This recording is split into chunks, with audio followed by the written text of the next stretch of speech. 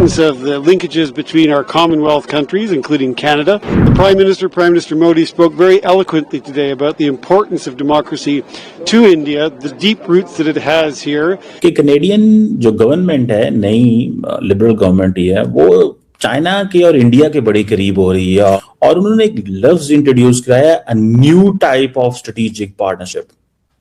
A new type of strategic partnership का उन्होंने लफ्ज जो है वो इंट्रोड्यूस कराया है। बड़ी बात जो मार्क कार्नी ने बोली है वो ये बोली है कि देखो यार, ऐसा नहीं है कि ऑप्शंस नहीं है, ऐसा नहीं है कि ऑप्शंस नहीं है।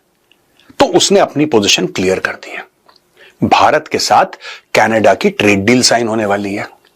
अच्छा, जब भी ऐसी खबरें आती हैं तो खालिस्तानियों के दिल में सांप लौटता है, क्योंकि इनकी जो पूरी पॉलिटिकल फ्रेमिंग है वो एंटी इंडिया है। कनाडा मेजर मेल्टडाउन हैपनिंग, वहां पर हमारे इंडियन एम्बेसडर ने बोला, वहां पर एक मीडिया इंटरव्यू में बोला कि साहब how do we trust Canada. कहता जी how do we trust India, क्योंकि आप तो यार यहां पर आके बंदों को मारते हो।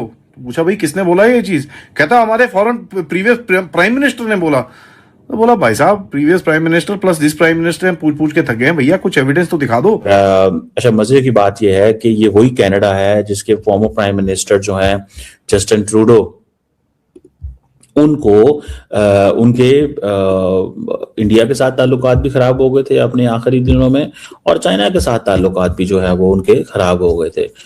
और ये नहीं चाहते, किसी भी सूरत में नहीं चाहते कि कनाडा और भारत के रिश्ते ठीक हों, ऐसा करके कि कोई कैनेडियन पॉलिटिशियन इस चीज को पार्लियामेंट में उठाए और रिश्ते खराब हो।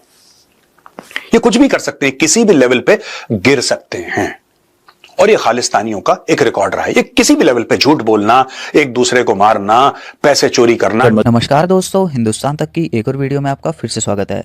आज हम बात कर रहे हैं कनाडा की बदलती हुई विदेश नीति की। एक ऐसा मोड़ जहां कनाडा अब अमेरिका से हटकर दुनिया की नई ताकतों की तरफ देख रहा है। खास तौर पर भारत के साथ उनका रिश्ता अब एक नए इम्तिहान से गुजर रहा है।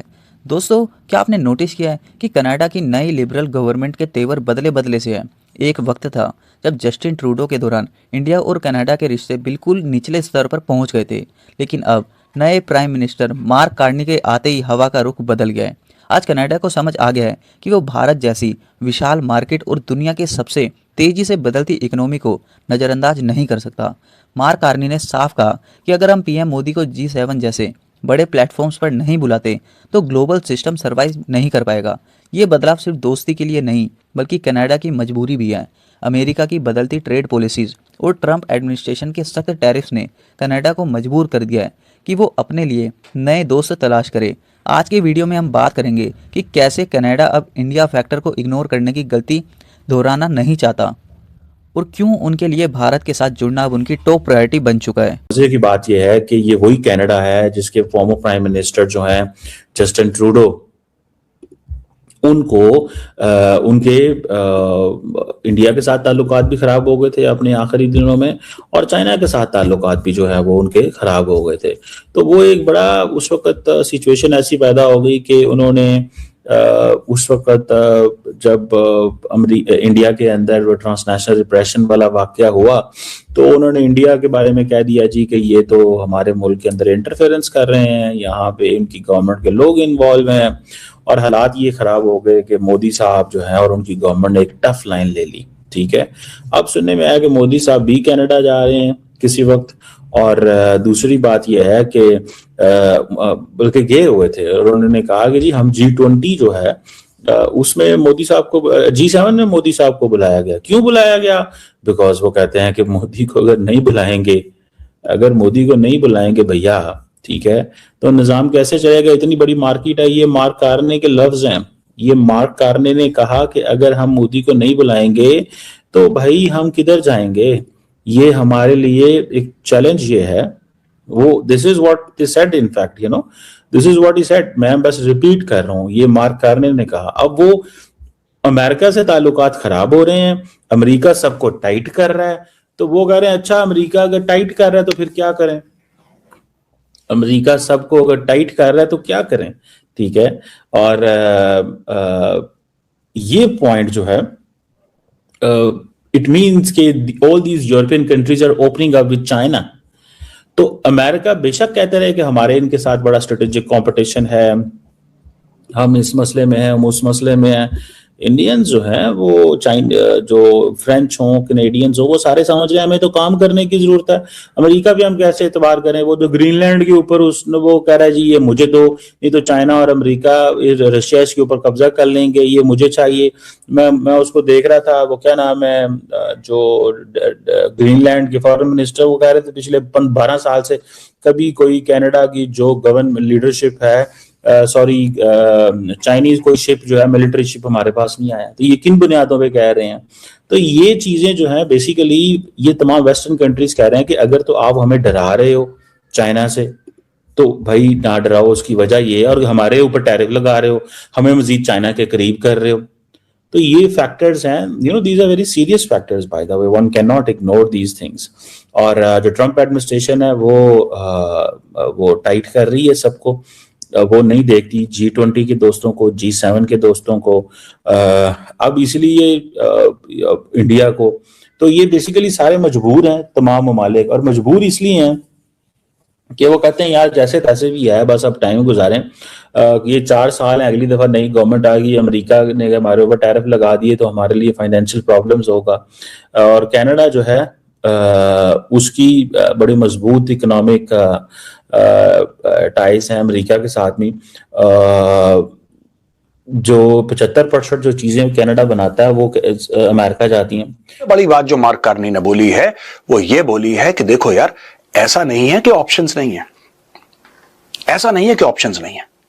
तो उसने अपनी पोजीशन क्लियर कर दी है। भारत के साथ कनाडा की ट्रेड डील साइन होने वाली है। अच्छा, जब भी ऐसी खबरें आती हैं तो खालिस्तानियों के दिल में सांप लौटता है, क्योंकि इनकी जो पूरी पॉलिटिकल फ्रेमिंग है वो एंटी इंडिया है, और ये नहीं चाहते, किसी भी सूरत में नहीं चाहते कि कनाडा और भारत के रिश्ते ठीक हों। तो ये अपने खुद के सगे भाई को खालिस्तान देगा और ये बोल देगा कि इंडिया के रॉकेट एजेंट ने मारी, कुछ ऐसा करके कि कोई कैनेडियन पॉलिटिशियन इस चीज को पार्लियामेंट में उठाए और रिश्ते खराब हो। ये कुछ भी कर सकते हैं, किसी भी लेवल पे गिर सकते हैं, और ये खालिस्तानियों का एक रिकॉर्ड रहा है। ये किसी भी लेवल पे झूठ बोलना, एक दूसरे को मारना, पैसे चोरी करना, ड्रग्स करना। खालिस्तान है क्या आखिर? What is Khalistan? Khalistan is a screen saver दोस्तों, ये स्क्रीन सेवर है, ये कुछ नहीं, एक स्क्रीन सेवर है। ह्यूमन ट्रैफिकिंग के लिए स्क्रीन सेवर है, ड्रग स्मगलिंग के लिए स्क्रीन सेवर है, कॉन्ट्रैक्ट किलिंग के लिए, हफ्ता वसूली के लिए, ये सारे अवैध कामों के लिए आपको एक स्क्रीन सेवर चाहिए होता है। आपको लोगों को यह चूरन बेचना पड़ता है कि आपका स्ट्रगल पॉलिटिकल है भाई। जब आप अपने स्ट्रगल को पॉलिटिकल टर्म्स में फ्रेम करेंगे तब जाके आप बोलेंगे कि यार देखो, हमें तो अपने स्ट्रगल के लिए पैसे चाहिए, इसीलिए हम ये सब गलत काम करते हैं। अगर उन्होंने मान लिया कि गलत काम करते हैं तो लोग कहते हैं चलो अच्छा ठीक है, ये काम गलत तो है, लेकिन यार ये फ्रीडम के लिए लड़ रहे हैं ना, after all they are freedom fighters. ये खालिस्तानियों ने चूरन बेच रखा। अब ये चूरन बिक नहीं रहा। मैं आपको जल्दी से 2 खबरें बताता हूं, very interesting. Canada and India have agreed to restart stall talks for new trade deal. अब इनका यह कहना है कि $70 बिलियन, आज की ट्रेड तकरीबन 30 से लेकर 35 अरब डॉलर की है, 70 अरब डॉलर तक इस ट्रेड को ले जाना है 2030 तक।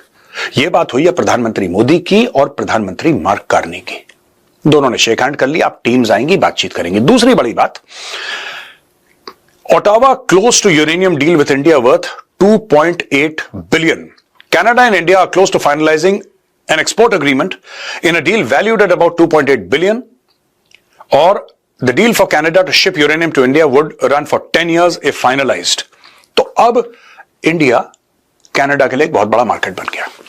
$2.8 अरब का यूरेनियम भारत कनाडा से खरीदेगा। दोस्तों बात साफ है, जियोपॉलिटिक्स में कोई भी दुश्मन या दोस्त परमानेंट नहीं होता, सिर्फ इंटरेस्ट परमानेंट होते हैं। कनाडा ने ये समझ लिया है कि अमेरिका पर 100% निर्भर रहना अब खतरनाक हो सकता है, इसलिए वो इंडिया के साथ अपने रिश्तों को फास्ट ट्रैक पर ला रही है। मार्क कार्नी की लीडरशिप में कनाडा अब डिप्लोमेसी और ट्रेड को एक नई दिशा दे रहा है।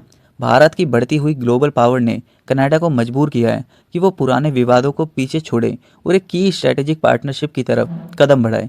ये सिर्फ कनाडा के लिए ही नहीं बल्कि ग्लोबल स्टेबिलिटी के लिए भी एक बड़ा साइन है। अब देखना ये होगा कि आने वाले महीनों में दोनों देशों के बीच ट्रेड और सिक्योरिटी को लेकर क्या नए समझौते होते हैं। दोस्तों हमने देखा पिछली गवर्नमेंट थी जब जस्टिन ट्रूडो की, तब भारत और कनाडा के बीच में बहुत बवाल मचा हुआ था।